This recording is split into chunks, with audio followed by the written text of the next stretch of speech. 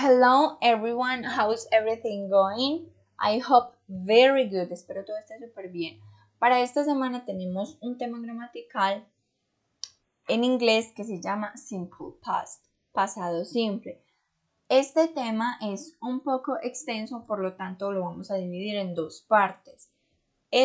La primera parte nos vamos a enfocar en los verbos y la segunda parte nos vamos a enfocar en la estructura de oraciones afirmativas, negativas e interrogativas. Entonces, ¿qué es el pasado simple en inglés? El pasado simple en inglés es un tiempo que se utiliza para hablar de hechos o situaciones que pasaron tiempo atrás y que no se volvieron a repetir, es decir, que no continuaron.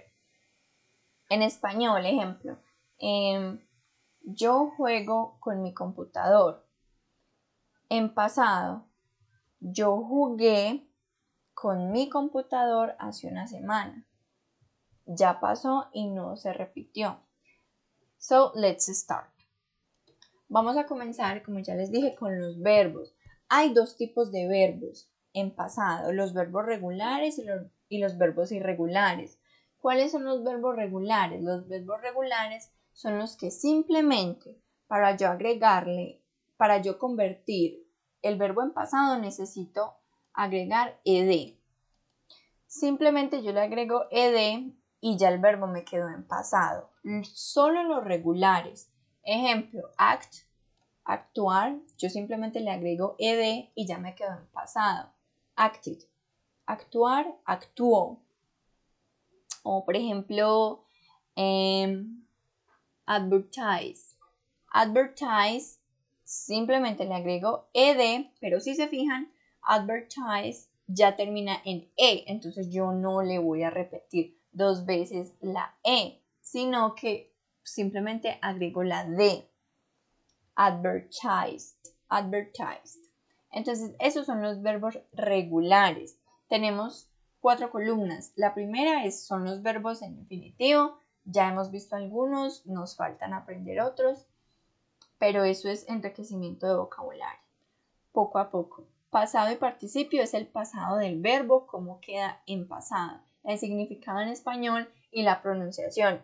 Esta pronunciación que ustedes ven aquí es para mejorar nuestra habilidad al hablar en inglés. Entonces aquí acted yo veo que termina en ed, pero realmente no se va a pronunciar con ed, sino que debería sonar al final con una id. Por ejemplo, acted en pasado suena diferente. Con t al final, approach. En pasado se le pone la ed y al final debe sonar como una t, approached. Por acá, d. Los que se pronuncian con d, por ejemplo, answer, responder, le agrego ed porque es regular y ya quedó en pasado y al pronunciarlo suena una d, answered, answered. Por otro lado, miremos los verbos irregulares. Los verbos irregulares son esos verbos que para yo formar el pasado ya no aplica la regla de agregar ed, sino que el pasado de esos verbos irregulares son totalmente diferentes. Es decir, que yo me los debo aprender, me los debo memorizar poco a poco para yo saber utilizarlos y saber diferenciar si es regular o irregular. Ejemplo, awake. Para formar el pasado yo no le voy a agregar de porque yo sé que awake es irregular, entonces yo tengo que dirigirme a la lista y mirar cuál es el pasado. Si todavía no lo he aprendido, entonces veo que es awoke. Por aquí, begin, comenzar. El pasado no es agregarle ed porque estos verbos son irregulares. Recuerden que el ed al final es solo para los regulares. Entonces yo me dirijo a la lista y miro cuál es el pasado, began. Entonces si se fijan, los pasados son totalmente diferentes, totalmente irregulares, que vamos a ir aprendiendo y memorizando a medida que practiquemos, que lo usemos, que estudiemos. El participio, esta columna, no la vamos a tener en cuenta. Solo vamos a necesitar el infinitivo y el pasado. Esta columna de participio, recuerden que no la vamos a usar por el momento. Y ya tenemos finalmente el significado en español para que nos orientemos mucho más fácil.